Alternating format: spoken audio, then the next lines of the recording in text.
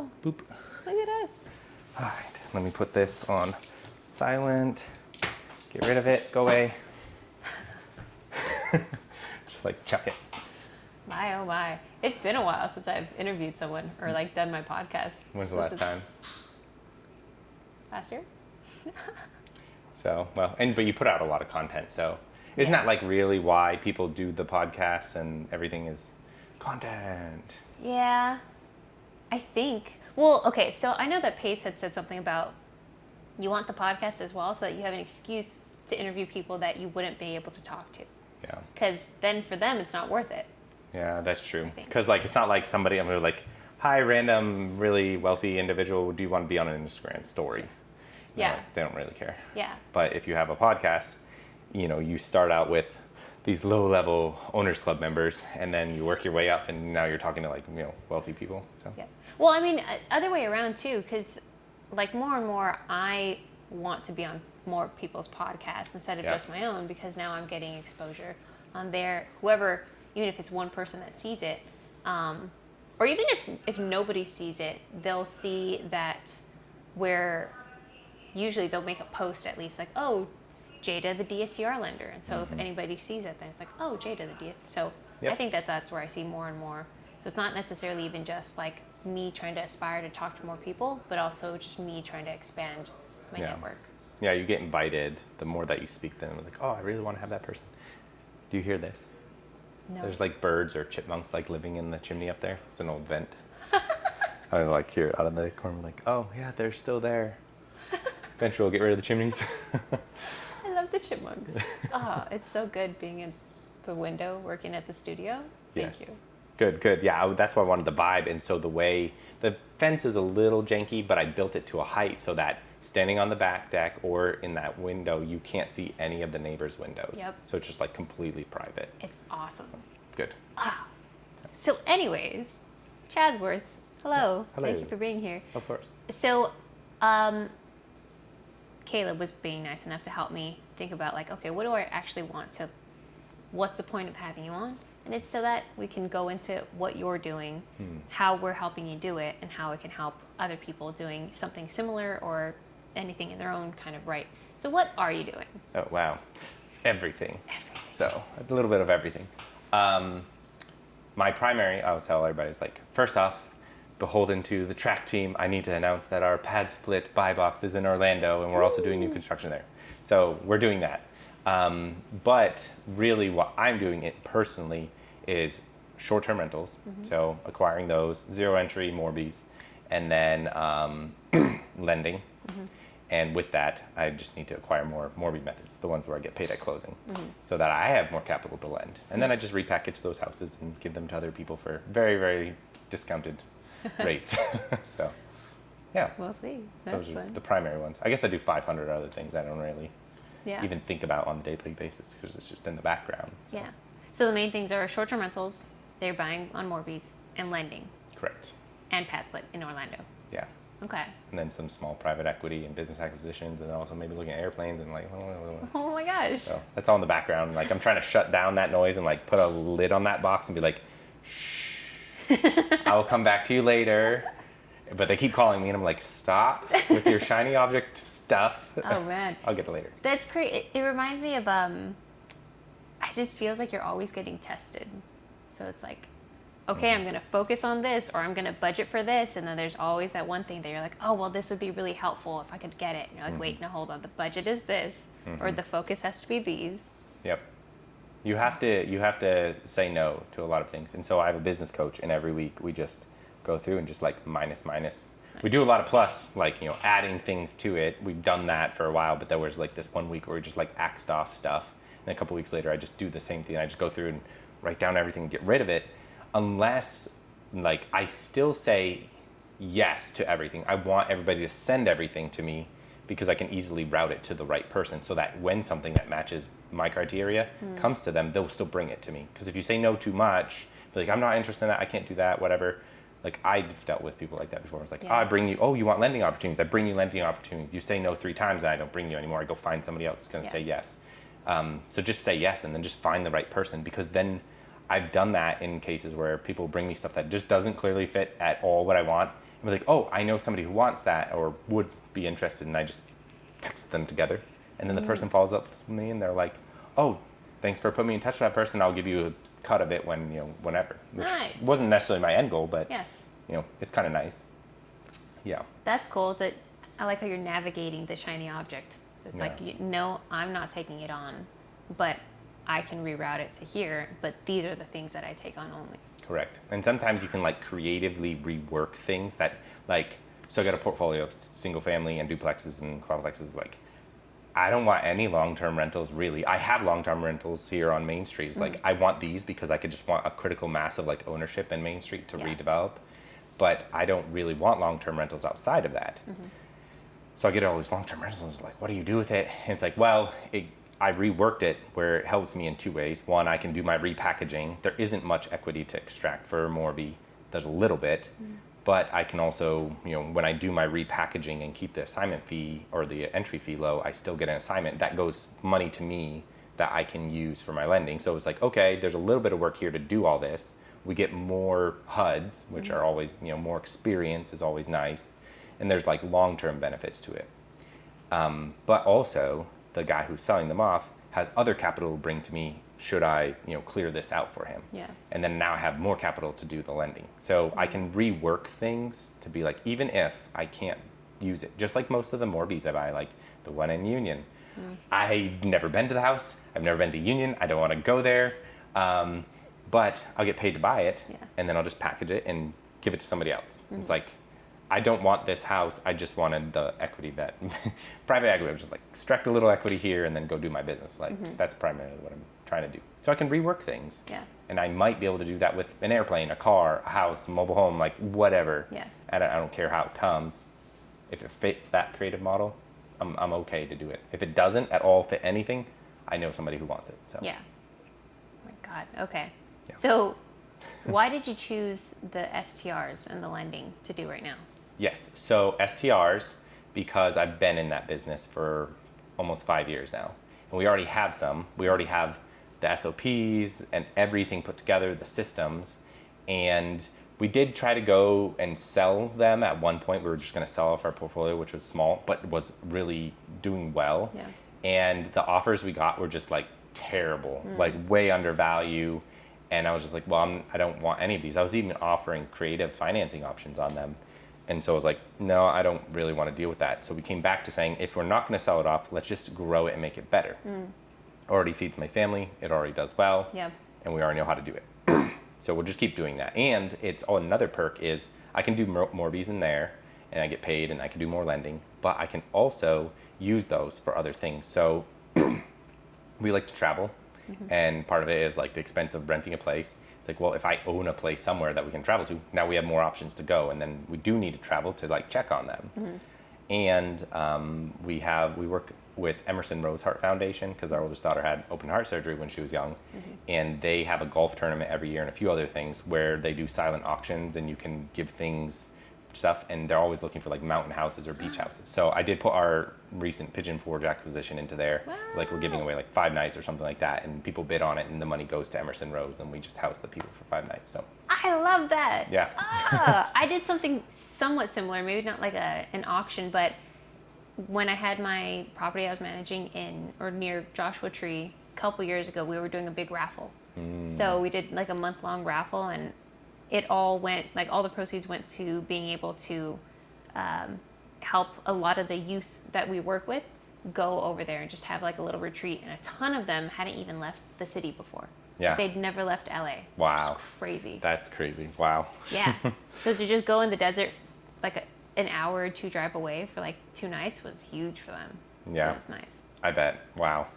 It's super cool when you're able to do something like that for people. So there's a lot of perks to like owning things, and like, yeah, sure, you get depreciation, all these other things, but then it's an Airbnb, you get all these other advantages of you be able to use it, you be able to give it to people, like help people, and it's like really cool when you get to do that. Yeah. Yeah. Like you're even housing me in one of them Yeah, right now. you're staying at one of them. So we've had the track team from Orlando came up, and for people who don't know, track is Trevor, Robert, and Chad, and it's our keep on track, like we're the small town revitalization team, building a portfolio of pad splits to do more small town revitalization. and I host them next door at one of our Airbnbs because I live next to one, and then it's fun to be able to like provide that housing so people can come visit us. Yeah. So what? Now we know the short-term rentals, and it kind of just seemed like focus on that a little bit more out of was it convenience kind of, and then convenience because you already had the knowledge, some of the systems, and you're like, okay, well this is still active income. Yes. And then the lending as well, just to boost up that active income, or Yeah, so, well, and on the short-term rental side, it was convenience, but it was also utilization. So we are able to trade Airbnbs with other people if we want to go on vacation, which we did to Legoland in Florida twice last year. Spent 2 weeks down there, and we're able to just like trade time, and so it's like a no-cost, vacation sort of. And but that's what started us in it was, hey, we want to go on vacation. Our families want to go to these places that are expensive. Didn't have like all the enough income to afford to, but then it's like I know how to buy a house, turn it into an Airbnb. Now they come to our Airbnbs and stuff like that. It works out really well. The lending side of it was kind of, I joined Gator a year ago and just started doing everything, and I've learned a lot through it, and now I've been able to help other people into it. And it's pretty much hand over fist just the most profitable venture I'm in. And my goal is to build a family office and build up this business so we can get back to doing like the small town revitalization. Like I have all these visionary ideas of things I want to do. Talking with Pace, my business coach, a few other mentors, they're all like, yeah, like that seems like a handy toolkit is having a family office. So you have to have a high net worth, you have to have a lot of income to employ people, because I'm looking at, developing properties. I'm looking at business startups and acquisitions. There's so much stuff that goes into whether you're redeveloping a small town or doing any visionary related things. It would just be a very helpful toolkit. To get to that as quickly as possible, lending is kind of the main way to do it, because we're coming in with really creative, into creative lending scenarios, which are like a high risk, high reward scenario. But it works really well for us. And so I work with Trevor, who we do some together on that. I have a few other partners, and nothing like formally established, but we just kind of like got each other's backs and we build this stuff. So it's basically the most lucrative form of, building the active income for us. Even much more than like my Airbnbs. So I had like 2 or 3 at the time, and then we started lending, and within 3 months, the lending was outperforming the annual gross of the Airbnbs, like really quick. But most of that capital actually went back to like business expenses, because there was the cost of education, some of the other things that we're doing. And with that, I was doing visionary stuff that cost me a lot of money. And now I'm like, paying off those losses of, we learned a lot here. We owe debts on things. We got to pay them down. And we'll do that with lending. So it's saved us from a lot of stuff as well, which has been kind of helpful. I like that you're also mentioning that, like, hey, we were doing these things, and this is like what you really want to do with the revitalization and stuff. But okay, there were a lot of learning lessons, and so that's also why we're doing this, so that we can, like, just the fact that you say the learning lessons is nice. Like you actually vocalize them, not like kind of like what we were talking about earlier this week of like, where does the money go? When people are posting, or like we know that they're like the person that does this, cool. Where does the money go? Like, what do you actually make? What are there any losses? Like, what does that look like? And it's so weird when, like, I don't know. It's not weird. Like, it makes sense why people don't want to like talk about these things, what they make or what they didn't make or what they lost on. But I'm so curious. So it's nice to know that I'm not alone in that curiosity. I wonder if there's some way for us to break that down for people, to be like, I will show you how my money works. And then you now have a format that you can show me how your money works. I would be happy to present some of that. Like my stuff is wild and crazy, and it's just like all over the place because I'm still formulating the plans. So there's money like going into like infinite banking policies and credit lines and all this stuff, and it's all moving around. And then here's my household income, and that gets divvied up. And I use Monarch to like kind of track all that.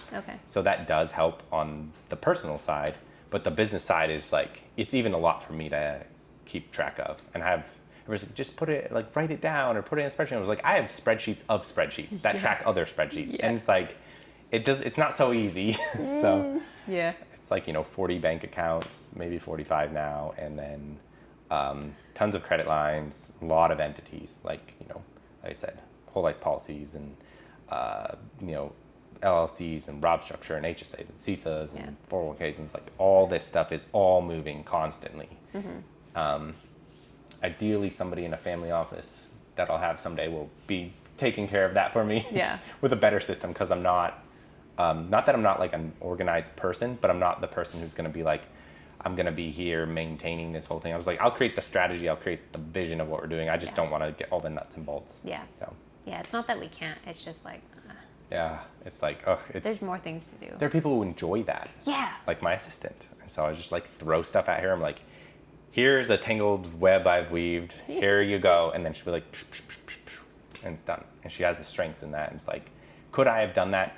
Yeah, but it would be way more draining to me, and it doesn't, like, as Dan Martell says, like, doesn't light me up and make me money. It's like, you got to hit those things when you're in business, light you up and make you money. So That's something I'm trying to create right now as well too. It's like you're creating that with your assistant. That's cool. Correct. So where does, because we've done some deals together, and I've been able to be nice enough to be a part of your kind of thing. So I know that we've lent to you with DSCR loans, with hard money loans. How does that fit into whatever you're doing? Whatever you're doing.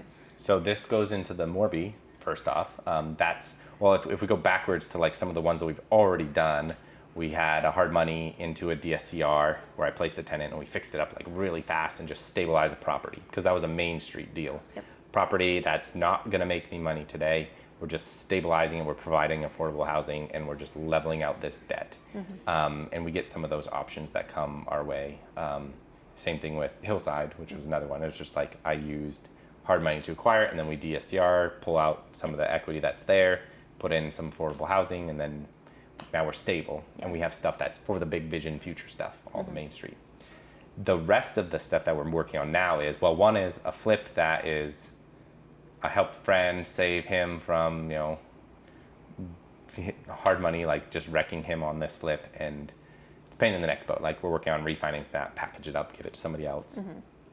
And that will be a DSCR option. Then we have a Morby, and a lot of the stuff that we're targeting now is trying to move away from doing things that are hard money to like valuable houses that we can just do the Morby. So that's where that DSCR comes in. We can get a lot of sellers who are open to it now, especially with the softness in the market. And like the portfolio, I think we'll see a lot of those coming up. It's the primary avenue, the primary lending mechanism to make this reality.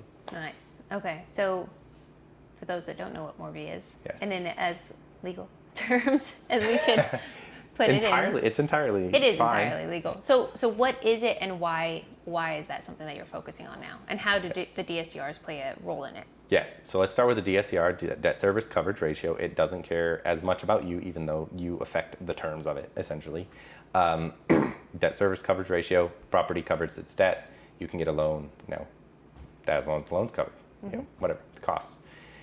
And that's unique because you don't have to, bring a ton of documentation with I do commercial refinance, the worst. And the amount of documentation you have to provide for personal or business, like standard conventional loans, is just ridiculous.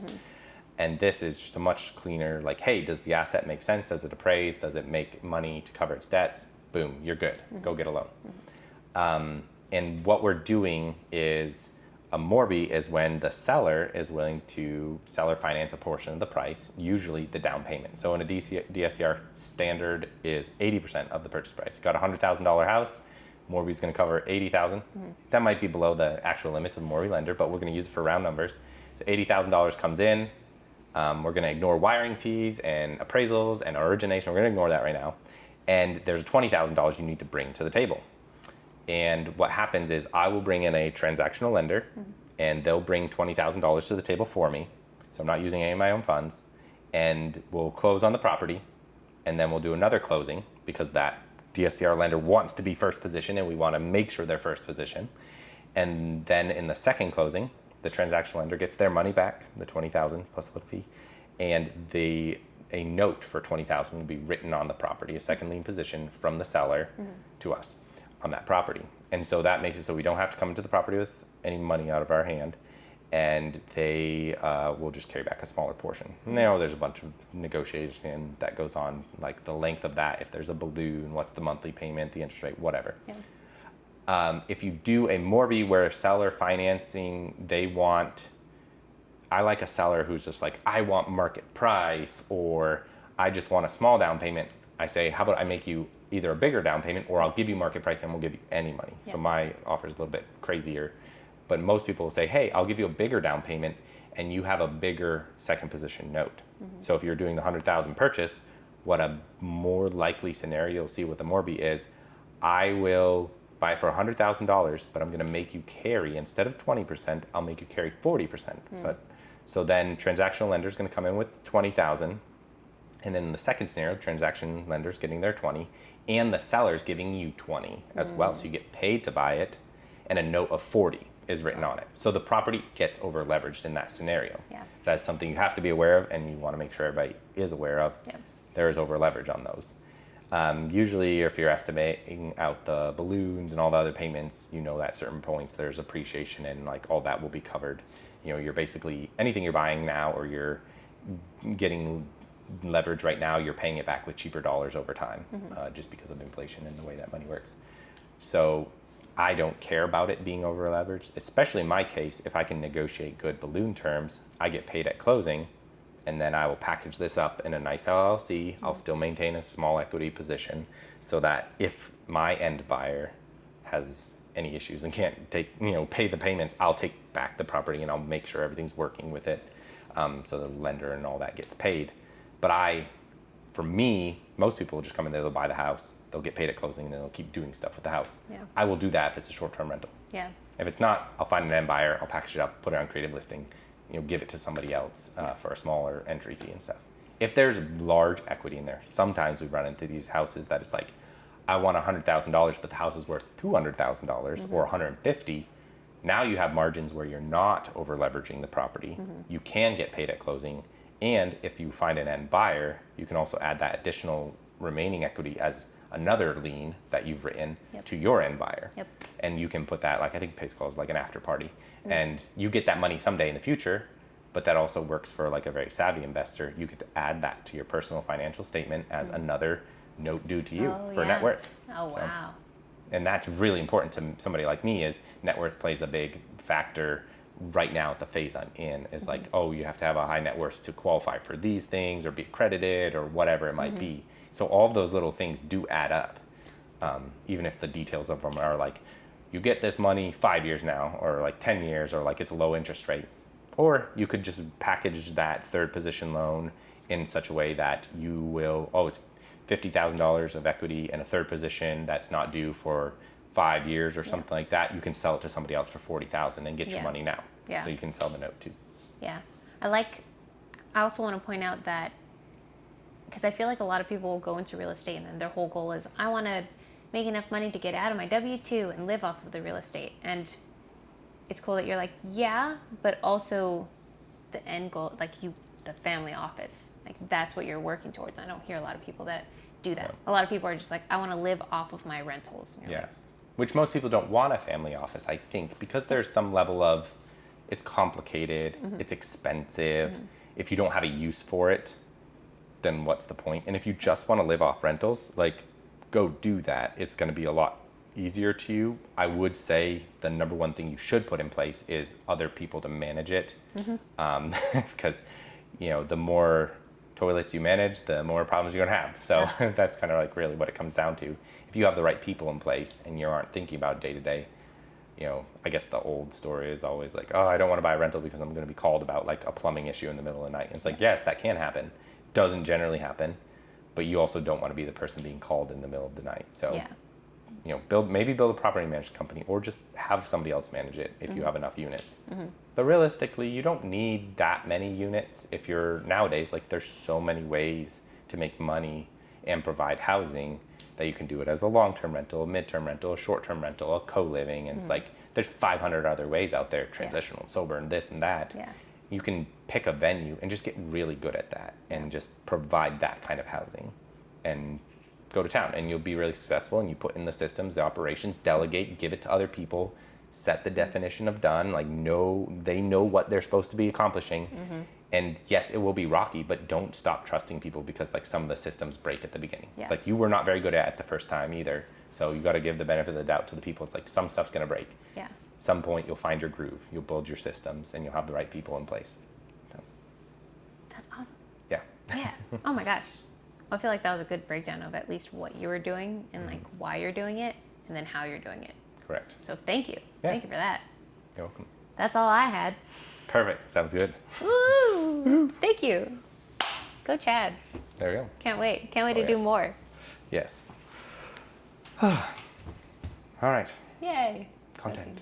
I kept thinking the whole time, did I hit record? I remember you did. Oh, yay, it's recording. 25 minutes. Perfect.